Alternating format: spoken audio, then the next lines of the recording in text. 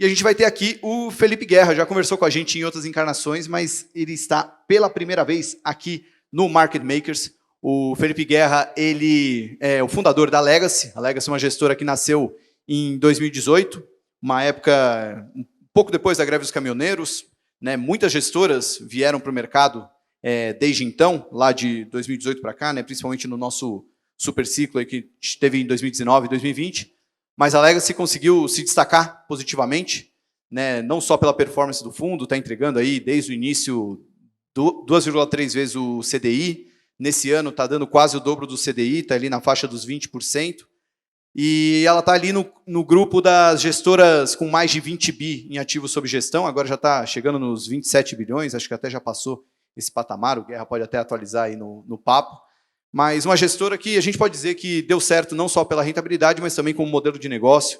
E a gente vai falar um pouquinho disso e falar também, obviamente, de mercado. O que deu certo nesse ano de 2022 e o que ele está vendo para 2023. O Guerra que tem uma pegada mais tática mesmo de mercado, né? Isso ele traz desde os tempos dele de tesouraria e faz isso na Legacy. Então, vamos chamar aqui, sem mais delongas, para sentar entre nós dois aqui, Felipe Guerra, da Legacy Capital. Salva de palmas para ele.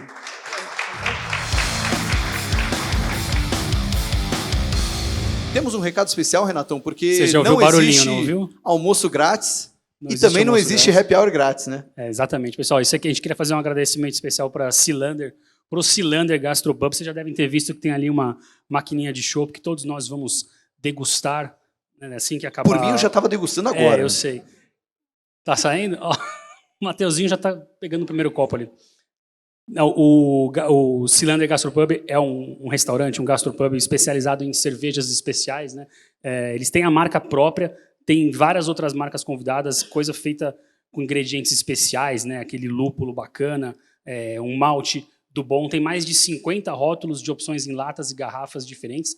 Está aberto de terça a domingo e quem está aqui, quem está ouvindo a gente, pode usar o cupom MAKERS15 para experimentar as deliciosas cervejas que ele tem lá, com 15% de desconto no bar e no Goomer, que é um aplicativo que serve para você pedir cerveja e fazer reservas. Que maravilha. Então, daqui a pouco vamos poder apreciar essa cerveja, mas antes uma aula de mercado com o Felipe Guerra. Guerra, para dar aquela quebrada no gelo, eu já fiz uma apresentação inicial sua, mas eu queria que você falasse um pouquinho mais da sua trajetória antes da Legacy, que acho que ajuda a explicar um pouco de como é que você encara o mercado. Então, quem foi o Felipe Guerra até 2018, antes da Legacy nascer? Bom, obrigado pelo convite mais uma vez, é um prazer estar com vocês aqui. Bom, estou no mercado desde 98, né? Comecei minha carreira no Rio, no BBM, já em mesa de operação, né? Depois vim para São Paulo, vim trainee do Citibank em 2000, fiquei até 2005 no Citibank, lá saindo do programa de trainee eu já fui para a mesa de operação na parte de câmbio, né? Derivativos, opções, etc. E fui para o Santander para montar uma mesa de opções em 2005, né? Começamos com uma mesa de volatilidade de câmbio, depois volatilidade de juros, depois bolsa, né? Então a gente foi ali quase que cobrindo quase todos os mercados aí na primeira fase ali no Santander, né? Então já tinha quase que uma área que era um mini hedge fund, né? Uma mini legacy naquele momento. E aí depois eu fiquei como responsável pela mesa proprietária do banco, depois assumi a parte de mercado de tesouraria, fiquei diretor de tesouraria, membro do comitê executivo do banco, né? Na parte de atacado. Então eu tive uma formação longa, né? Sempre em mesa de operação, sempre com uma sorte de trabalhar com pessoas aí muito competentes, né? E aprendendo bastante durante toda essa jornada, né? Em instituição financeira. E a gente tinha um modelo, né? De uma mesa proprietária que era muito parecido com o que a gente faz hoje, né? Que você uma mesa diversificada, né? Diversas estratégias, macro, né? Você tem como mistura aí uma análise micro com especialistas, com uma equipe de economistas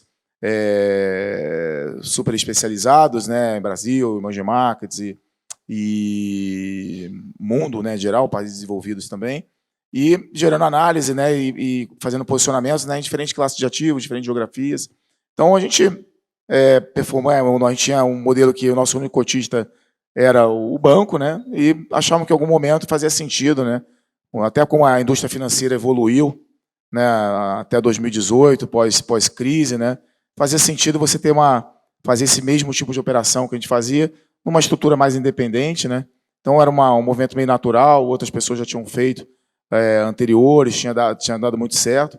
E a gente optou por, no começo, né, eu, Gustavo e o Pedro, a fazer esse movimento, fundar a Legacy, né, em março de 2018, né, para replicar esse modelo que funcionou muito bem dentro de uma tesouraria, né, mas é um modelo que a gente vai sempre aperfeiçoando, né, cobrindo mais classes de ativos, cobrindo mais geografias, especializando mais a equipe, né. Então, foi assim que foi formando a carreira, né, um movimento bem natural, e aí fundamos a Legacy, né. Então, eu posso falar um pouquinho mais da estratégia também? Eu queria saber hoje em qual o tamanho atual da Legacy, tanto em ativos sob gestão quanto em equipe, né? E como é que está distribuído ali? Você falou que tem os especialistas, mas como é que está distribuído ali a tomada de risco, né? O quanto está contigo, o quanto está espalhado pelo time? Bom, a Legacy hoje está com aproximadamente um pouco mais de 28 bilhões de reais, né? Entre 3 produtos, né? O principal, o maior produto é o multimercado macro, né? A gente tem um derivado dele que é um produto alavancado, e que tem 2 vezes a vol. A gente tem um produto de previdência também, que tem crescido bastante, né, nesse passado recente aqui. E também um produto de crédito, né, com o Leonardo Ono, que tem feito um ótimo trabalho, já é um produto que já está com aproximadamente meio bi, né, de reais. E uma equipe bem especializada de crédito, né, com uma cobertura local, internacional, produtos mais bem vanilla, produtos mais estruturados, né? Então é uma frente que a gente está abrindo, e também a mesma estratégia que a gente roda no produto de crédito, é a mesma carteira de crédito que a gente tem no produto da Legacy, né? Então são esses nossos produtos, está tudo na esteira, né? Então quando a gente aperta um botão, decide que a gente vai comprar dólar, comprar S&P, vender bolsa, etc., aí isso translada para todos esses produtos, né? Para o multimercado, para o alavancado, para a previdência e para o produto de crédito, quando é uma posição relacionada a crédito especificamente, né? Então isso tudo, essas decisões, né, de colocar essas posições, alocar capital, tomar risco nesses veículos, ela vem de uma análise, né, profunda com especialistas, né, tanto nas suas especialidades, né. A gente hoje tem 10 estratégias na Legacy, né, vou citar aqui, talvez eu esqueça alguma, mas a gente tem equity local, equity internacional, juros Brasil, juros internacional, quantitativo, commodities, trade relativos, né, entre mercados, moedas, volatilidade, crédito, né? Então acho que eu não esqueci. Foram todas, né? Você contou aí, né? E então essa análise com esses especialistas dentro dessas classes de ativos, né?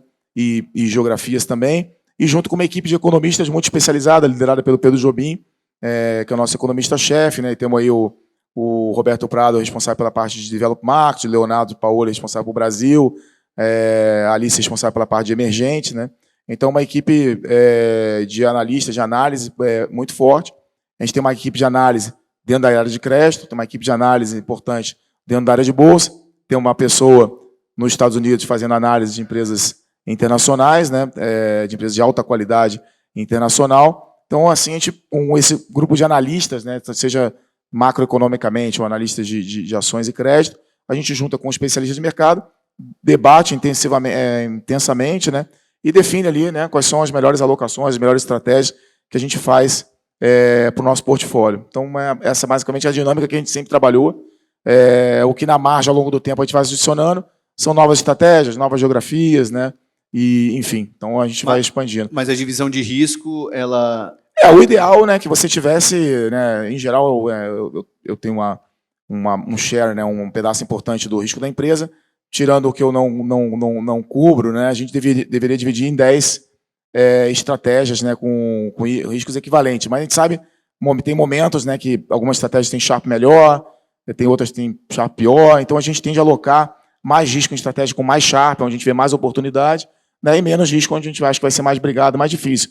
Quando tem uma coisa nova que a gente se propõe a fazer, a gente começa com menos risco. Como não é coisa que a gente faz há muito tempo e tem um histórico com o Sharpe, né, uma relação risco-retorno muito boa, a gente aloca mais risco, né? Então, é assim que a gente vai ajustando ao longo do tempo dentro do nosso fundo. Só ainda sobre, antes da gente entrar nas estratégias e tal, sobre essa transição, né, que o Salomão falou, lá da tesouraria para uma asset, né, de vocês, a gente que está de fora fica imaginando que é uma coisa bastante parecida. Eu fazia isso ali na tesouraria, vou fazer igual, só que agora com o dinheiro do cotista. Como é que muda isso no trabalho do gestor, da pessoa que está cuidando do dinheiro? Usar o dinheiro do banco e usar o dinheiro do cotista. Não, assim, no lado da gestão, muda muito pouco, na verdade, né? Na verdade, a discussão, o debate, essa fábrica de ideias, né, de trade ideas que a gente chama, né, a alocação de risco, ela é exatamente a mesma engrenagem, né, a mesma filosofia de investimento. Como a gente é muito preocupado com o Sharpe, sempre foi muito preocupado, a gente, em geral, tem esse tipo de reação, né? A gente gosta de buscar posições, né, assimetrias, né, no qual, se a gente estiver errado, a gente perde pouco, se a gente estiver certo, a gente ganha bastante, né? Então, a gente tenta caçar essas assimetrias, né, nessas estratégias, nessas classes de ativos, geografias que a gente se propõe a operar, e é dessa forma que a gente acaba alocando capital. Então, do lado do ativo, eu diria que muda pouco, né? Do lado passivo, você lida com milhares de clientes, vários alocadores, né? Você tem mais visibilidade, disclosure das posições. Eu estou aqui conversando com vocês, quando você está numa instituição financeira, numa tesouraria, uma informação totalmente proprietária, né? Que você não dá um disclosure, você está menos exposto, de certa forma, né? E numa gestora independente, você está sempre se expondo, né? Você está sempre reportando, né, o que está dando certo, o que está dando errado, quais são as oportunidades, quais que não são. Então, os nossos erros estão ali, os nossos acertos estão ali, né, e transparentes o tempo todo. Acho que mesmo que você não fale, a cota fala, né? Então, tá ali. Aí tem outras externalidades positivas assim na gestora que dão mais flexibilidade, né? Era muito difícil dentro de uma instituição financeira você se propor fazer coisas diferentes, produtos exóticos, né? Operar uma geografia diferente, que a gente acha que tem uma grande oportunidade. Então era mais demorado, né? Outra coisa, você, quando está trabalhando numa instituição financeira, as outras instituições financeiras te veem um pé atrás. Quando você está numa gestora independente, você é cliente de todas elas, né? Então você tem acesso a muita informação, né? Então, acho que isso também acaba fazendo com que a gente navegue aí com mais profundidade aonde a gente se propõe a navegar. Tem também o lance de, no caso da Legacy, deu muito certo, né? Vocês como sócios, né? Vocês também acabam tendo todo esse ganho, né? Da mesma forma que se der errado, né? Também o risco é maior, mas vocês estão mais skin in the game mesmo, né? No fato ali não só como gestor, mas também como empreendedor, né? Isso aí também faz diferença. Bom, vamos falar de mercado, Renatão? Bora. Focar. Guerra, eu queria começar. Você pode falar um pouquinho, né? Meio que passar um pouco do que acabou dando certo para vocês aí ao longo do ano, mas eu também queria entrar no assunto Brasil pós-eleição, porque teve um evento, acho que foi 1 ou 2 semanas antes da eleição, você estava lá na Bloomberg, com mais 2 gestores, e a gente estava ainda discutindo quem ia ganhar, como ia ser, e você falou uma frase que até foi um headline lá na Bloomberg, né, mas se o Bolsonaro ganhar, tem chance aí da Petrobras subir, não sei se era Petrobras ou estatais em geral, subir uns 50% num prazo muito curto. Bom, o Bolsonaro não ganhou, né? E como é que você está vendo as estatais agora nesse momento, né? E aí, se puder, antes disso... A gente até comentou que aplicar juros longos era perigoso naquela incerteza da eleição, né? Nesse painel aí, ficou bem marcado. Bom, a gente sempre gosta de começar o papo aqui pela parte internacional, né? Que eu acho que o que está dando certo, né? E como é que a gente está vendo. Eu acho que a gente teve uma leitura no final do ano passado que esse ano seria um ano extremamente desafiador para alocação de capital, né, de pessoas que pensam construção de portfólio, né, porque aquele tradicional 60-40, né, que o cara compra 60% em ações, 40% em bonds, quando está tudo indo bem, a bolsa sobe e o bonde fica parado, quando está tudo indo mal, o bonde protege um pouco da queda da bolsa, né, que funcionou muito bem após a crise financeira até hoje, né, ia ser desafiador para esse ano, né, por quê? Porque a gente vinha de um ambiente, né, que a gente tinha muito estímulo no sistema monetário, fiscal, creditício, né? E a gente tinha que fazer o anuais, a reversão dessas políticas monetárias, né? E fiscais e creditícias. E, geralmente, nessas horas, né, o trabalho de reversão ele acaba caindo muito, concentra muito na mão dos bancos centrais, né? Porque os políticos não querem reverter o fiscal, é muito difícil você tirar uma ajuda que você ofereceu. Aqui no Brasil estamos vendo, né? Estão até agora aí lutando com valores e como faz, etc., né? E a questão de crédito também demora, você tem que esperar vencer o crédito, né? E você não consegue reverter instantaneamente, né? Então, deveria caber aos bancos centrais fazer um grande ajuste, né, de política monetária, e isso começou, né, em 2020, no segundo semestre, com países desenvolvidos, os países emergentes, né, o Brasil começando bem cedo, depois, e outros países emergentes, depois um movimento mais claro aí ao longo desse ano, 2021, né, já com uma inflação bastante distante das suas metas, né, em diversos países, diria que quase todos, exceto a China, né, e o Japão também, que é difícil, a questão da inflação demora para pegar, uma hora a gente acha que até vai chegar, mas demora. E você também tinha um mercado de trabalho em diversas geografias muito apertado, né, taxa de desemprego no low, enfim. Então você tinha que fazer um aperto significativo das condições financeiras, né?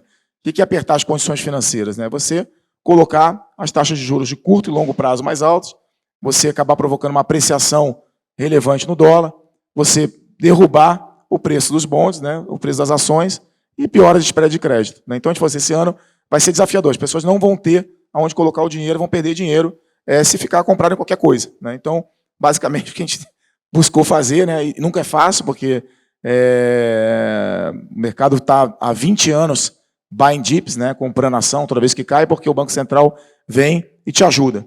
A gente achava que ia ser diferente dessa vez, porque como a inflação está tão distante, não tem muito suporte por baixo do Banco Central, porque eles mesmos que provocar essa questão da reversão das condições financeiras, né? Então, você teve toda essa realização, né, nos ativos financeiros, acho que esse foi o grande tema, né, via venda de bolsa, short crédito, compra de dólar, né, venda de bonds, né, de tomar juros, acho que foi o grande tema de todo esse primeiro semestre, né, e que vem se estendendo aí, de certa forma, até os dias de hoje, né.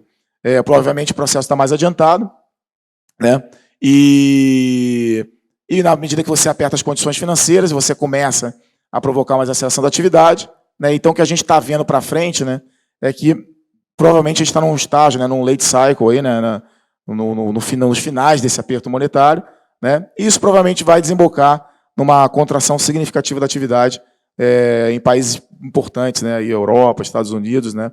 A gente prevê aqui, né, difícil é precisar isso, mas a gente vê ali na passagem do primeiro tri para o segundo tri do ano que vem, já um mercado de trabalho começando a afrouxar, e isso está associado à chegada da recessão, né. E geralmente quando vem a recessão, você tem uma queda dos lucros das empresas, né, e a Bolsa acaba tendo uma grande realização, né. Então você pega as últimas 4 grandes recessões, a gente vê ali que a Bolsa, de uma hora para outra, em poucos dias, ela cai ali 15% a 20%. Né? E a gente acha que isso pode acontecer novamente. Né? Então, a gente continua bem cauteloso com relação ao ativo de risco, por achar que a probabilidade de você ter uma recessão é significativa e com um diferencial em relação às últimas. Nas anteriores, você tinha a inflação ali mais ou menos pertinho da meta. Dessa vez, a gente tem o core inflation, né, rodando a 5%. Então, talvez a inflação ali na hora que você esteja na recessão, ela vai estar mais baixa, mas ainda muito distante da meta. Então, você não tem boia salvadora de Banco Central. Né? Então, pode ser que a Bolsa caia e ela fique remando ali para baixo durante algum tempo. Então, a gente acha que pode ser um processo mais longo, mais sofrido, né? Ao longo ali do primeiro semestre, no começo do segundo semestre do ano que vem. Aí, quando você fala que você está cauteloso, tô de fora ou está cauteloso short em bolsas internacionais? A gente está short nas bolsas, né, nesse momento. Temos trabalhado assim, tem sido super desafiador, porque você, num bear market, né, no mercado de queda, geralmente as correções de alta elas são mais rápidas do que as quedas, né? E até a queda final. Né? Quando chegar a queda final lá da recessão, a gente vai ver uma queda ali de 15%, 20% em poucos dias. Né? Provavelmente existe uma chance de você não conseguir carregar essa venda até lá, porque são tantos bear market rallies que você cansa de perseguir isso, e quando você menos espera, a recessão chega e a Bolsa dá essa despencada. Né? E aí ela fica lá embaixo por um tempo, aguardando um novo ciclo. Né? Quando você fala dessas outras recessões... Mas as estatais? A gente... Não, pera, só para... Tá. Antes de voltar para lá... Mas só uma pergunta antes. Você quer um chopp, Guerra? Já tá. Não, eu vou seguir aqui na água. Aqui. Você quer, Salomão? Eu quero pra caramba. Só lembrando que o chopp é da Cilander, e acho que a gente não falou onde fica, né? A Cilander fica no Brooklyn, aqui em São Paulo, pessoal, na rua Guaraiúva 634. Já morei na rua Guaraiúva. Então, se você pegar o seu cupom do Makers 15, é lá que você tem que ir. Ô, Guerra, você falou das últimas recessões. Quais recessões a gente está falando? As mais antigas, recentes? Não, olhando de 2000 para cá, né? Você pega ali a bolha do Nasdaq, né? Você pega a grande crise financeira, você olha o Covid, né? E aí foram esses momentos de queda muito súbita, muito forte em um período bem curto. Exatamente. Né? Então, é um E pouco você acha que a gente pode... E nesses episódios, a inflação não era tão alta. Então, você precisa de um esforço pequeno do Fed. Você provocava ali uma perda do mercado de trabalho, você provocava a recessão. Só que agora a gente está com uma situação diferente. Por isso que a gente acha que o ambiente de hoje é muito diferente do que a gente viveu nos últimos 20 anos, né? Porque você tem ainda as variáveis macroeconômicas, de certa forma, muito desajustadas. A gente pode estender aqui, né? Porque você tem aí um processo de deglobalização. O pessoal no painel anterior estava conversando um pouco sobre China, sobre, né, o que tem a guerra, sobre o que tem acontecido, né? Aliás, pessoas bem inteligentes, né? Comentários bem pertinentes ali. Achei bastante interessante, acompanhei a metade final. E então, enfim, eu acho que tem um processo diferente agora nesse momento que a inflação é mais sticky, né? Ela demora mais a cair. Você trazer ela do 6, 7 para 5, 4, parece um trabalho fácil. Você trazer para 2 vai ser um trabalho duro. Então, acho que vai ser a virada do ciclo para permitir o Banco Central americano e outros bancos centrais cortarem juros, inclusive aqui no Brasil, né, que depois a gente vai comentar, vai ser mais demorado do que as pessoas imaginam. Então, as pessoas vão tentar comprar o buy dip, e o dip vai ser mais dip, e acho que a gente já imagina que é isso que vai acontecer. Obviamente, com um grau de incerteza enorme, dado as circunstâncias. A gente está vivendo aqui um momento, né, de China conturbado, um momento de guerra conturbada. Então, muita coisa pode mudar rápido, né? Então, exige uma atenção aí e muita humildade, né? Porque é um período que a gente não viveu nos últimos 20 anos, né? Então, talvez os bear market rallies podem ser mais intensos do que a gente imagina e depois ter uma queda bem violenta mais para frente. Então, tem que fazer gestão nesse meio desse caminho, tem que fazer gestão. Caramba, eu pensava que os multimercados que ganharam muito, né? Os fundos brasileiros tiveram um ano muito bom nos multimercados, principalmente os que conseguiram pegar os dois movimentos, né, da abertura de juros e da queda das bolsas lá fora. Eu pensei que eles estariam já mais leves, tanto na abertura de juros quanto na queda da bolsa. Vocês ainda... Não, a gente acha que o juros já está meio... Como é que a gente está vendo os juros, né? A gente acha ali, né, depois até do Powell ontem, claramente eles acham que estão chegando ali num nível de juro real que vai provocar desaceleração. E quando a gente olha os dados, a gente está vendo que está desacelerando. Então, a política monetária funciona. Só que você precisa de persistência do Banco Central nessa política monetária para você conseguir, de fato, controlar a inflação, né? A nossa dúvida é se o Banco Central ele vai ser persistente o suficiente para, de fato, levar a inflação para a meta, ou se antes ele já começa a se preocupar muito com a atividade, aí a inflação não cai tanto, aí ela retoma porque o mercado de trabalho está apertado, e aí você gera de novo um ambiente de incerteza enorme. Então, a grande dúvida é o grau de persistência dos bancos centrais. Acho que a história, vão passando os meses, o Banco Central vai levar a ser persistente, porque os dados vão levá-lo a tomar esse tipo de ação. Ex-ante, ontem, ele mostrou pela primeira vez uma vontade, né, de ignorar um pouco o que está acontecendo com a Bolsa, acontecendo com o crédito, e falar assim, não, esses juros aí parece, na minha opinião, ser mais ou menos aí suficiente se ficar mais ou menos nesse patamar. Então, eu vou subir mais um pouco mais do que eu indiquei na minha última reunião. Então, você está querendo dar uma dica que vai levar o juros para 5, talvez um 5,25, pode ser um 4,75 se a coisa piorar antes, mas acho que o 5 ali já está chegando no final. Então, não tem muito jogo com relação à taxa terminal do Fed.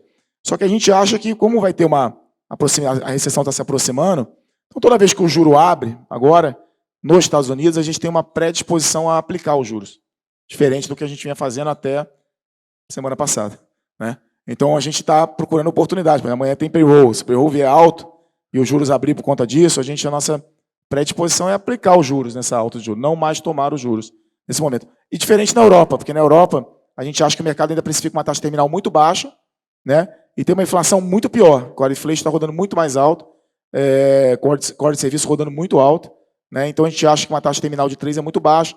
A taxa longa na Europa, né, 10 anos com 10 anos forward, na Europa 2,14, com a inflação rodando 10, né? Parece um juros absolutamente surreal, né? Com o fiscal acelerando.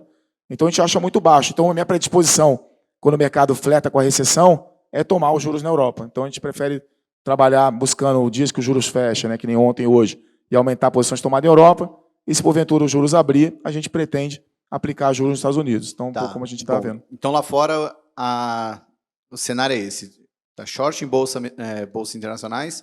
O juro americano você está buscando mais aplicar, que é apostar na queda. Agora a gente já sabe, né, Renatão? Aplicar para baixo, tomar para cima. E na Europa está mais predisposto a tomar os juros. Você queria puxar de estatais, né, para falar de Brasil? Não, é que tudo isso começou com você com a perguntando pergunta sobre de estatais. e a gente Exatamente. não chegou lá ainda. O Brasil é uma longa história, né? O estatal é uma consequência de você... Que bom que já pegou o show. Bom, enfim, né? Então, no internacional, só para fazer um parênteses, uma outra visão que a gente tem é um pouco relacionado ao que o pessoal está conversando aqui agora do petróleo, né? A gente acha que com esse mood, né, de China com reabertura, etc., que está pintando, China voltando a normalizar, se voltar, né? E quando voltar, ela traz aí uma demanda aí 2 milhões e meio de barris dia, né? No mercado que você tem aí proteção para baixo, no sentido de que os Estados Unidos precisam repor reserva estratégica, né? Se o petróleo for ali para a faixa de 70 abaixo, você tem a OPEC super reativa às quedas de demanda, né? Cortando produção, e o mercado tem pouco investimento, então se por acaso o mundo normalizar, né? Principalmente essa questão com China, né? E você tem a saída da Rússia do mercado, agora dia 5 de dezembro, a Europa para de comprar o petróleo russo, né? Então, em tese, você piora aí a logística, né, de onde esse petróleo vai parar, como vai chegar, tem uma discussão de price cap, tem pouco investimento no setor. Então, a gente acha que tem um risco aí não desprezível, né, do mercado físico normalizar, andou meio confuso aí nesse último mês, a gente andou sofrendo um pouquinho com posições de comprar em petróleo, mas a gente acha que é onde dá para se esconder otimista nesse momento, ainda né, então ainda insistindo com essa posição, comprar em petróleo. Né. É um pouco estranho, porque caminhando para uma recessão, você não quer estar comprado em commodities, né? Mas a gente acha que tem uma história micro específica de petróleo que nos leva a achar que vale a pena ter esse risco. Aí só em petróleo? Ou outras gás? Posição relevante, petróleo. Tá, beleza. Aí, vou emendar em Brasil, porque você está ansioso aqui. É isso aí. Para falar de Brasil. Bom, a gente viveu, né, até a eleição uma história e agora vamos viver uma nova história. Né? Então, assim, como é que a gente vê, né, essa mudança de governo, né? Então, a gente já conhece como é que é o governo, né? Um governo do PT, a gente já viveu, né? Aí, 8 anos, né? Mais os 6 ali, 14. Então, a gente sabe o que acontece, qual é a função de reação e tal. A gente talvez não saiba qual vai ser a intensidade e tal. E a gente, inclusive, está vendo as mesmas pessoas nessa equipe de transição. São quantas pessoas? 450, né? Mais de 400 já. Alguma coisa assim que nem não cabe mais lá no... Então, assim... O Botafogo está com inveja. Né? Então, verdade. Então, são as mesmas pessoas, né, que a gente viu no passado, então não tem por que achar que depois desses últimos 6 anos elas mudaram tanto de opinião e tudo. Né? Então, a história é mais ou menos assim. Acho que é um governo que tende, né, tem uma predileção a gastar, né, mais, né, e quando você gasta mais, você pressiona a inflação, né? E quando você pressiona a inflação, você precisa viver com juros mais altos. E como você gasta mais, você precisa aumentar imposto. Aí, se aumenta imposto, o país cresce menos. Né? Você estrangula as empresas, as pessoas, etc. O governo tem que pegar mais dinheiro de todo mundo, então o setor privado fica um pouco mais estrangulado. Então, você vai ter um juro mais alto, inflação mais alta e menos crescimento. Né? Então, foi o que a gente viu ali. Né? Esse negócio foi caminhando e desembocou ali naquele episódio, 2015, ali, 2014, né? Aquela recessão com inflação muito alta. E, né, e ao longo do caminho, quando esse negócio vai se materializando, né, crescimento baixo, com inflação alta, o que esse pessoal geralmente pensa, ele fala assim, não, vamos recuar e fazer diferente. Não, o que eles fazem? Eles vão lá e dobram a aposta. Né? Aí você liga no BNDES, solta o crédito, vamos forçar mais a mão, liga no Banco do Brasil, Minha Casa não sei o quê e tal. Aí você vai fazendo esse negócio, tentando impulsionar, né, e uma coisa que não dá mais para impulsionar, né? E aí você agrava mais ainda, você vai ter uma recessão mais pesada, com uma inflação mais alta. Né? Então, mais ou menos parece que esse vai ser né, quando a gente imaginava a mudança de governo, né? A gente escreveu alguns artigos, né, falamos algumas vezes, colocamos nas nossas cartas, a gente viu uma diferença grande de condução de política econômica, né, entre um governo e outro. Então a gente acha que o filme vai ser esse, o endgame lá. O caminho, né, pode ser um pouco melhor no começo, um pouco pior, né? A gente não sabia como é que são pessoas melhores, são pessoas piores, são com as mesmas pessoas. A gente não sabe, né, 100% ainda, mas tem um cheiro no ar aí do que é o time, o que são as pessoas, o que são as ideias, né? Tem a questão da PEC de transição, né? Então, eu diria que começou, né, animado, assim, no sentido que começou tentando acelerar um pouco essa história. Vamos gastar no momento do ciclo econômico e político bem usual, né? Porque a gente está no começo no ciclo econômico, o que acontece? A gente acabou de levar o juro para tentar controlar a inflação, né? Então estamos tentando fazer um esforço enorme. Aí, tentativamente, o Banco Central parou os juros. Pô, com esse juro real aqui eu vou conseguir segurar a economia. Aí vem o governo novo e fala assim, não, vamos dar um bucho aqui e gastar 150 bi, 140, 130. Eu acho até que o número tanto faz agora, porque o que mais importa é o espírito da coisa, né? Do que em si, o número em si. 10 para lá, 10 para cá, eu acho que não muda tanto. Então, no momento que o país está com o maior número de empregados da história, desemprego no low, né, tentando frear uma economia que na ponta estava crescendo 3%, né, você vai e faz um estímulo fiscal. Então, você está fazendo um estímulo num momento totalmente errado do ciclo econômico. E também um momento errado do ciclo político. Por quê? Porque, geralmente, quando começa um novo governo, você fala, olha, eu herdei a herança maldita aí, então, pô, vou limpar aqui a casa, vou corrigir os erros do passado e vou olhar para frente, né, e vou fazer uma rota aqui de correção, né, etc. E você faz a maldade no começo e depois você tem o direito lá na frente, né, faz o dever de casa, as maldades, etc. Lá na frente você tem o direito, né, de fazer um gasto adicional, e como foi feito no governo passado, né, você teve ali um gasto no final e você foi conduzindo a política como foi conduzida. Então você está fazendo, no começo do governo, já um impulso, né, fiscal. Daqui a 2 anos, quando você estiver pensando em eleição, pô, vamos fazer outro. Né? Então, assim, aonde vai parar esse negócio? Né? Então, a gente acha que o estímulo está sendo feito no momento muito errado, vai ser feito, né? E a gente quer o mercado, né? Os ativos que precifiquem o que tem que acontecer por conta desse estímulo. Pelo que você está dizendo, não importa muito nem o tamanho do número da PEC, nem a equipe econômica, né? Então, porque se o final do filme a gente já conhece, né? O caminho que vai ser diferente, vai ser difícil um ministro que agrade o mercado ou uma equipe econômica conseguir frear esse anseio político do PT. O caminho é sempre difícil de você desenhar ex ante, né? Porque você tem um cenário externo com uma volatilidade enorme, né? Você tem aí uma participação importante dos mercados, dos bancos centrais, né? Então você tem efeitos aí cruzados das classes de ativos e é muito difícil você ficar totalmente desconectado do mundo, né? Então, se o mundo for calmo, aí as coisas vão sendo mais smooth aqui, né? Mais suaves. Se desembocar na recessão, o preço das commodities caírem, o fiscal vai ser muito pior, né? O gasto vai ter sido muito mal feito, e aí o problema aparece muito mais rápido. Então, depende muito da evolução da conjuntura internacional e depende muito da intensidade, né, que o novo governo quer implementar esse tipo de política. Né? Então, quanto mais você gastar, quanto mais você pisar no parafiscal, e quanto mais você fizer contra-reforma, né, que já tem algumas ideias aí no jornal, hoje teve a ideia de vamos reverter um pedaço da reforma da Previdência, enfim, TLP, coisas que a gente pensou que não ia nunca falar novamente. Né? Então, essas 3 coisas, né, quanto mais você gastar, quanto mais você fizer contra-reforma, né, e quanto mais você pisar no parafiscal, mais rápido vai ser o processo de desorganização da economia. E a desorganização da economia, ela sempre é uma recessão com inflação. Né? Então, assim, pode ser que façam menos, pode ser que demorem mais para apertar o botão do parafiscal, pode ser que não faça nenhuma contra-reforma.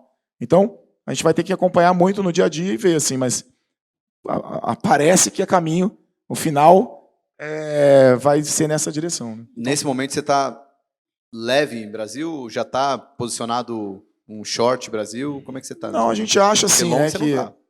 Longo a gente não está.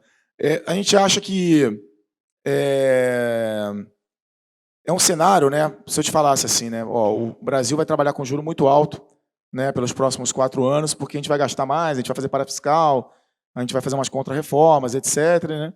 Você vai imaginar assim, o juro vai ficar alto muito tempo, né? Então você vai precisar de mais impostos, tudo. Então a última coisa que você quer ter nesse cenário é uma ação de uma empresa, né? Nesse ambiente de juros altos, né? E impostos e tudo. Então a gente acha assim que bolsa, né? Não dá para ter. Então, na nossa opinião, obviamente tem umas exceções, né? Eu ouvi o Zé comentando do Iguatemi, etc. Ele é super especialista, deve ter barato mesmo, eu acredito que deve estar, mas não olhei no detalhe, mas se o Zé falou, está falado, né? O Zé tem esse poder mesmo. Tem. Então, enfim, mas assim, eu acho assim né, dificílimo você. Eu fiz um exercício, né, assim, sei lá, eu acho, né, minha opinião pessoal, assim, por exemplo, Localiza, para mim é a melhor empresa do Brasil, né, empresa não financeira, tal, a melhor empresa do Brasil. Então, uma empresa que a gente sempre teve no portfólio, né, carregou, a minha equipe lá gosta bastante, a gente sempre teve, né, e fiz um exercício, né, peguei lá semana passada um dia lá que o juro estava tudo flat a 13,75 ou 13,90.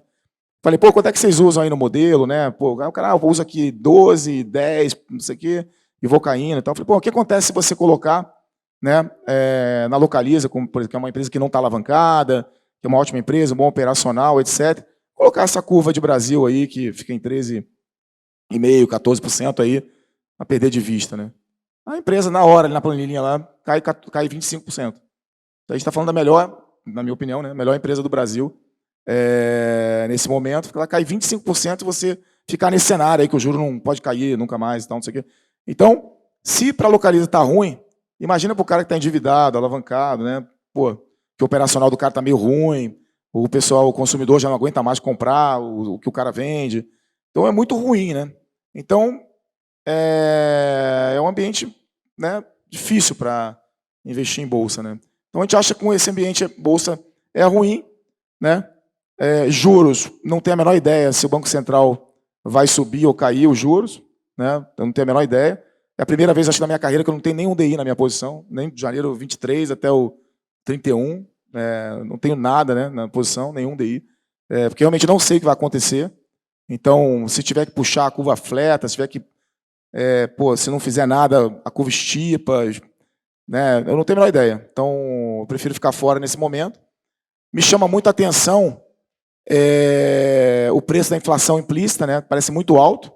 Então, parece bom de vender essa inflação implícita, até porque, assim, acho que as BEIs, as NTN-Bs, né, que são os bons ligados à inflação, eu acho, né, se você acredita que o Banco Central é independente, de verdade, né, eu acredito, né, pelo menos até setembro de 2024, quando termina o mandato do Roberto Campos, que é uma pessoa que eu já tive a felicidade de trabalhar, um cara super competente, né, sempre faz o que tem que ser feito. Eu acho que, se você acredita no Banco Central independente, esse juro real ele vai rodar muito alto por muito tempo. Né? Então, se você comprar uma B aí a 6,5%, 6,20%, o juro real vai rodar a 10%, você vai perder 4% ao ano. Então, assim, não dá para ter nenhuma NTN-B.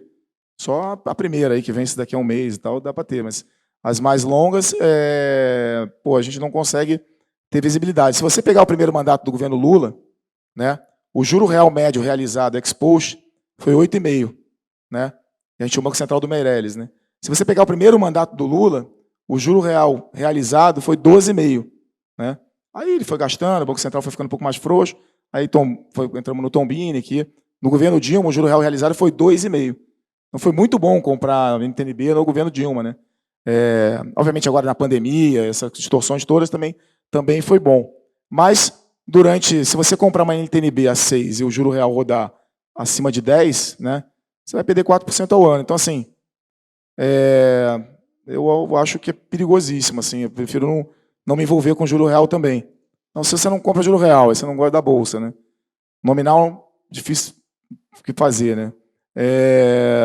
Aí sobra assim, né? Se o juro vai ficar alto e o governo vai ser suave, né? Não vai fazer uma coisa muito grave agora, né?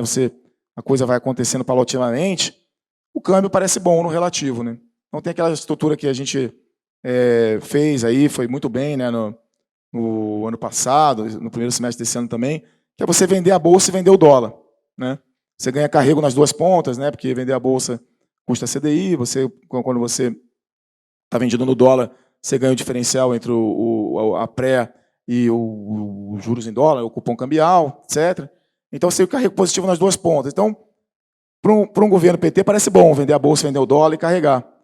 Só que com essa dinâmica, né, de curto prazo, um pouco mais agitada, aí, com uma PEC muito grande, né, e qualidade das pessoas, né, com a coisa está se delineando,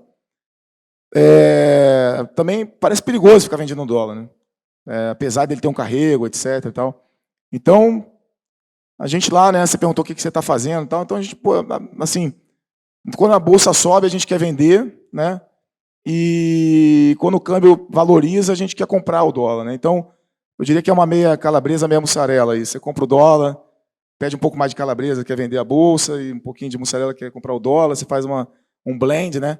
Então, eu estou mais com essa cabeça, entendeu? Se o mercado for melhorando, você vai comprando um pouco de dólar, vai vendendo a bolsa e tal, e vamos ver o que vai acontecer essa história. Então. Mas no contrário. O contrário é mais difícil. Se o mercado piorar, você comprar a bolsa e vender dólar. Você não sente porque esse mercado, então, é sempre difícil. O mercado começa a piorar, você acha que está barato, que já foi muito, etc. Então, eu acho que tem que aproveitar as melhoras, né, para ir construindo uma posição, né, vendida na bolsa, comprada no dólar. Eu acho a compra do dólar mais difícil, né, com o ambiente global, né. Então, teria menos compra de dólar nesse momento, teria mais venda de bolsa, porque para mim no ambiente externo a bolsa é para baixo. Então, eu teria um pouco mais essa visão aqui de ficar vendido, né? Aí tem o pessoal de bolsa que vai argumentar que a bolsa está barata, que já caiu, etc. e tal. Aí você tem que fazer, né? Tira uma ou duas coisas que estão baratas e fica vendido no resto que está caro, né? Sei lá, tem que fazer um pouco de stock pick. Aí eu vou entrar nas estatais que você perguntou. Né? Estão baratas. Uma hora depois. Uma hora depois, mas você tem que, né, tem um contexto. Contar o contexto todo. Então, as estatais, né, elas são muito baratas mesmo, assim, né, quando você vai olhar o valuation, né, das empresas, né. Acho muito difícil ficar vendido em Petrobras no preço atual. Acho que porque pode demorar para você estragar, né, fazer as coisas ruins na empresa, enquanto isso ela vai gerando caixa, esse caixa fica lá. É difícil gastar, ela gera tanto caixa em dólar, que é difícil você fritar tudo e fazer um negócio, né.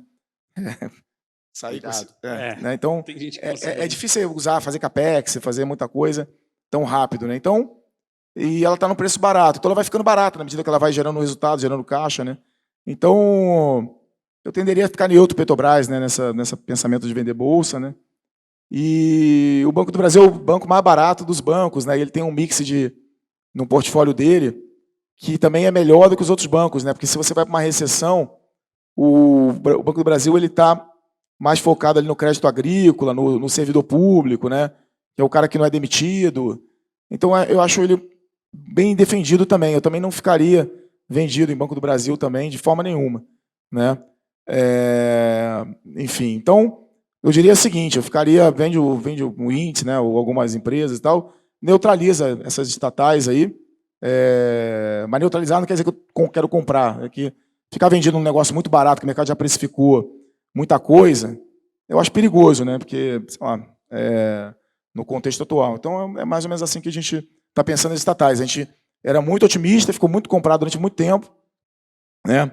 E hoje a gente tenta buscar uma neutralidade, não ficar short nas estatais. Acho que esse é um mantra aí que a gente está usando nesse momento, né? Só antes da gente entrar tem perguntas legais. Eu tinha uma pergunta em cima do que ele falou. Não, só deixa eu fazer uma aqui, Guerra. Deu para entender que você é bastante cético aí com o PT, né? Porque a gente já entendeu claramente o porquê, mas você mesmo citou que teve lá o governo Lula 1, foi um pouco diferente, né? Que sinais que o governo poderia mandar, o próximo governo poderia mandar, que fariam você pensar diferente, ou pensar que talvez não seja assim, ou é caso perdido mesmo? Não, nunca é caso perdido, né? A gente também não é cético, a gente é realista, né? A gente toma decisão no que a gente está vendo, né? No que está acontecendo, e baseado no passado, né? Eu estava falando para vocês, eu estou olhando a Bolsa Americana, eu olhei as 4 últimas recessões, o que aconteceu com a Treasury, o que aconteceu com o S&P, o que aconteceu com o dólar. E eu estou olhando para o Brasil, estou olhando, o que aconteceu no governo do PT? O que eles estão pretendendo fazer agora? A gente conhece esse filme, não conhece? Vai ser parecido, não vai? É Lula 1, Lula 2, Dilma 1, né? Ou Dilma 2, né? Então, o que é? Então, onde a gente está posicionando, né? Ou é uma coisa diferente que a gente não sabe o que é? Então, a gente está tentando entender também, tem muita certeza, né? Pode ser que, não seja, mude, né? Tem um recuo, etc, né? Enfim, mas eu acho que está meio claro aí, né? Que o mindset, né, de médio prazo, né? Você pode mudar por 6 meses, falar, aqui eu vou trabalhar de uma outra forma e tal, mas o mindset de médio prazo, eu acho muito difícil ele mudar do que a gente está falando, porque a predisposição, né, de você pisar no fiscal, no primeiro momento de dificuldade, de queda de popularidade do presidente, de contração econômica, ele é enorme, né? Então, a gente já tem uma dívida alta, tem um mundo que vai estar num ambiente mais difícil de recessão, Então, né, vamos trabalhar com juros altos, né, juro real alto. Né, o PIB do ano que vem, ele pode facilmente ser negativo, na nossa opinião. Acho que o quarto tri desse ano já vai ser um quarto tri bem fraco. Né? E aí você vai falar assim, então, pô, o PIB vai ser baixo, então vai cortar juro? Não, porque a inflação ano que vem, ela vai ser 6, né? Assim, à luz de hoje, né? A gente tem um número ali de 5,5, mas tem a potencial volta dos impostos, que é até uma forma de você conseguir, fácil de você conseguir levantar recursos nos impostos, né? Retomar isso, porque foi feito ali na eleição, na questão para controlar um pouco o preço dos combustíveis ali como consequência da guerra. Naquele episódio, o petróleo estava 110, 120, acho que fazia até algum sentido, né? Mas agora talvez não faça mais sentido você continuar subsidiando o combustível fóssil, né? Então esses impostos voltam, talvez tenha que voltar um pouco uma atividade está mais fraca, faz sentido voltar um pouco do ICMS também. Então isso vai deixar a inflação basal próxima de 6, né? Se você não fizer nada errado, né? Se fizer muita coisa errada, aí a gente vai falar de inflação mais alta, né? Depende muito da dinâmica do câmbio, né? Se você fizer a coisa certa, o câmbio fica por aí, aprecia um pouco, né? Se você fizer errado, o câmbio sobe, então você joga a inflação mais alta. Então tem toda essa dinâmica para ser observada. Né? Guerra, veio uma pergunta aqui da nossa audiência. O Murilo perguntou, acho que você meio que já respondeu, mas para finalizar aqui, acho que é uma boa pergunta para finalizar essa tese de Brasil. O Murilo disse, qual movimento o governo poderia fazer nesses próximos 4 anos para dar o gatilho e você mudar essa posição de short para long em ações Brasil? Bom, é você criar trabalhar num framework no qual você permita, né, o país ter um crescimento sustentável, sustentado, uma dinâmica da dívida que você consiga ter previsibilidade, né? E eu acho que você só consegue isso buscando reformas, né? Intensificando as reformas que foram feitas, né? Buscando aí a questão de fazer uma administrativa bem feita, né? Enxugar o Estado, continuar privatizando, né? Reduzindo o tamanho do Estado, fazendo uma reforma tributária bem feita, né? Igualitária, que você pegue os diversos setores da mesma magnitude, reversão de subsídio que tem em diversos setores, né? Então, acho que você pode fazer uma reforma tributária bastante boa, tem espaço para fazer bastante coisa, né? E tem série de privatizações que podem ser impulsionadas, né? Que podem ajudar na questão da dívida, né? Você vendendo empresas e evoluindo nesse sentido. Então, tem um pipeline, o pipeline a gente já conhece, né? Aí temos que observar. Vocês acham que essa agenda vai andar? Eu não sei. Eu pensei que você ia responder impeachment, mas eu estava esperando alguma coisa mais polêmica. Uma pergunta legal aqui para dar uma quebrada no gelo do Samuel Ponsoni. Ele perguntou se você estava short em Alemanha no bolão da Copa e também na Bolsa Alemã. É que enquanto a gente estava fazendo aqui, a Alemanha ganhou, mas o Japão ganhou de virada a Espanha, a Alemanha está fora. Uma pena, a gente podia se vingar. Eu fico muito triste com uma notícia dessa. Fogos. Felizmente o cenário está um pouco conturbado, eu tenho conseguido ver poucos jogos da Copa aí, tá? Tem muita coisa acontecendo, então a gente está dedicado aí. Se quiser uns palpites da Copa, eu tô mandando muito no bolão, né, Renatão? O Salomão está em 32º de 38, Puta né? que pariu. Já eu estou em terceiro. Eu tô só... Conquistou acesso aí à Série B na próxima Copa. Eu tô tipo o Brasil na carteira do Guerra ali, né? Tô na 32ª prioridade dele ali. Tá foda. Mas paciência. O Fernando Fontoura mandou uma pergunta legal, que nosso querido Fernando Fontoura, da Persevera, um abraço, que é audiência qualificada, ele quer saber qual a visão sobre a discussão estrutural entre inflação e deflação. Estamos em uma nova era inflacionária ou voltaremos à deflação estrutural? Aí olhando mais para o mundo, né? Não, então assim, no geral, né, eu acho que tem um processo como é que a gente vai chamar, de desglobalização, né, de certa forma, né, reshoring, então o pessoal está usando essa expressão também. Qual? Reshoring, que você começar a fazer, né, em casa, as próprias coisas do seu próprio país, né, não depender de outros países, né, na produção de goods, né. Então, acho que tem a gente está convivendo com uma guerra, né, que distorce muito aí o fluxo, a logística, né, um player importante, commodities, tem toda a discussão que vocês tiveram anteriormente de China, que pega em semicondutores, né? Então, tem muita coisa acontecendo no sentido de tornar o ambiente mais complexo, né? Desconectar um pouco da cadeia de produção, né? E você ter aí uma inflação mais alta, né? Também tem uma outra questão do mercado de trabalho, demografia, né? O Covid tirou muita gente do mercado de trabalho, o pessoal saiu, não quer voltar, o governo dando muita ajuda, né? E o cara recebe ajuda, prefere ganhar menos e não trabalhar, né? Ou até a mesma coisa e não trabalhar. Então você tirou a mão de obra, né? Então você tem que pagar mais caro para conseguir trabalhadores, mão de obra qualificada é difícil. Então, do lado de serviços, salários, também tem um estresse aí no sistema também. Então a gente acha que vai trabalhar aí com uma inflação basal mais alta do que a gente viu aí em toda a nossa carreira, né? Nos 20 anos aí anteriores, aí, 25 anos, né? Então, eu acredito que a gente está num ambiente que você vai precisar de juros mais altos por mais tempo, né? E para combater uma inflação basal mais alta. Veio uma pergunta também do... Você tem mais alguma aí, Renatão? Pode fazer. Eu tenho uma aqui para fazer, mas antes eu vou atender, que vieram perguntas boas aqui. É legal quando vem pergunta boa, a gente tem que trabalhar menos. Geralmente melhores que as nossas, né? O Alexandre Assaf mandou uma pergunta e um comentário também. Ele falou, eu voto no Felipe Guerra com o ministro da Fazenda, o José Rocha no planejamento e o Rui na Casa Civil. Esses três são muito feras. Se prometerem que quem está lá no governo não vai assumir a gestão dos fundos, a gente apoia aí também. Não pode fazer uma troca, né? Não, sem swap nessas cadeiras, né? A troca aí é short, não dá, né? Mas ele perguntou qual a sua visão para o ouro. Entende como proteção para a carteira, nesse cenário de inflação, guerra, ou enxerga potencial de valorização pensando no longo prazo?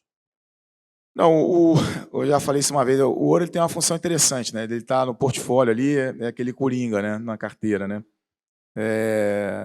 Acho que foi até num episódio de vocês, a gente comentou, é o Michael do Flamengo ali, né? Aquele cara que fica ali na carteira, uma hora ele entra, não faz nada, e tem um dia que ele vai lá, marca 3 gols e resolve o jogo e tal. Então, assim, o ouro ele tem uma função importante numa carteira de investimentos, né? Quando você está em movimentos de juros subindo, né? Ninguém quer saber do ouro, né? Você vai aplicar onde tem juros, onde tem crescimento, né? Quando você está indo para um ambiente mais recessivo, né? Ainda mais com uma inflação mais estica, o ouro acaba sendo uma alternativa interessante, né? Então, assim, a gente está caminhando aí para uma potencial recessão, né? Com uma inflação ainda importante. Então, a gente até fez uma posição ontem, lá uma opção, né? Exótica, a gente acha muito, muito boa a ideia, que é você comprar uma opção que você ganha se o S&P estiver para baixo de onde está e o ouro estiver para cima de onde estiver, de onde está agora, né? Então a gente fez uma aposta dessa relevante, né? Até aumentamos ontem, e porque a gente acha que em 6 meses, né, você tem uma probabilidade muito alta de ter uma economia americana mais fraca, né? Está numa recessão, mercado com lucro para baixo, revisado, então a bolsa pode cair desse nível atual aí, né, dos 4.000 pontos ali para perto de 3.000. E o ouro nesse ambiente, né, de eventualmente o mercado precificando uma curva de juros para baixo, você pode ter um ambiente de dólar mais fraco, né? O ouro tende a estar mais alto do que ele está agora, né? Então uma aposta meio combinada de 2 ativos. Mas é um contrato isso ou é um long short? Existe um contrato, uma opção híbrida. Você monetiza se as 2 coisas acontecerem, né? Não é para amadores isso. Não é para amadores. Você falou do Michael aí. Quem seria o Gabigol aí da sua carteira, então, nesse momento? Não, peraí, Olha, mas em que sentido? Porque o Gabigol não, que o Gabigol é flamenguista, né? O cara que não entra na carteira? Não, o cara que... Não, pro Tite o Gabigol não presta, mas pro flamenguista é o cara lá que você é o Victor, decide então, né? final de campeonato e tudo mais. Não contra o Palmeiras, mas... O maior erro da história das Copas, isso aí, né? O cara vamos ver. Fez gol em todas nas três. Mas nem começa com isso, que três o últimas, mas tudo começa bem. a falar do Hendrick aqui, daí deixa pra lá. Não, tá bom. Aí a gente fala do Vini Júnior. Tá.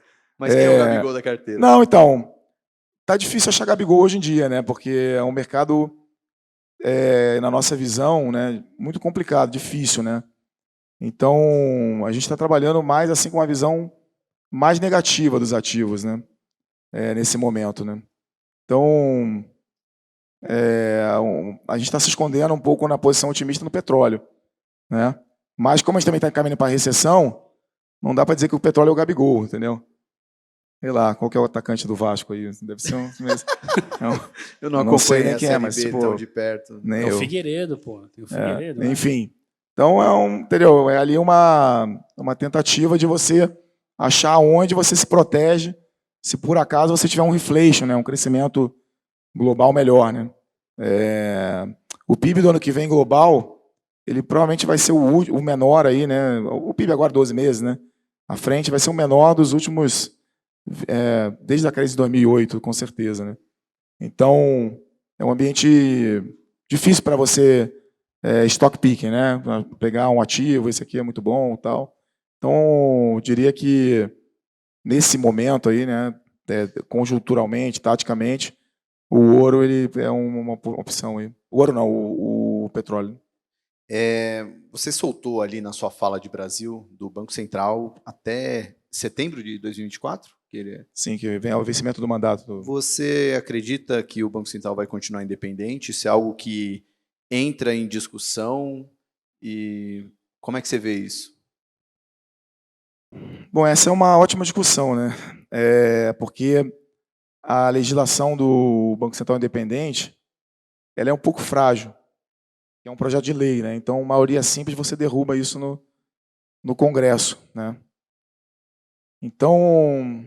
Não é uma pauta que, sei lá, o povo não vai para a rua para defender isso também. Né? Então, assim, facilmente um governo com o apoio que tem, né, com o número de ministérios que vai se propor a ter, acho que são 40, 35, né, e com a base representativa, ele eventualmente ele pode discutir que essa não concorda com essa política, com esse framework, né. A gente acha que não vai mexer nisso, né, que continue independente, você indica alguém que seja da sua equipe, que adote a mesma estratégia, né, a filosofia, né, e siga lá, né, com a legislação vigente, né.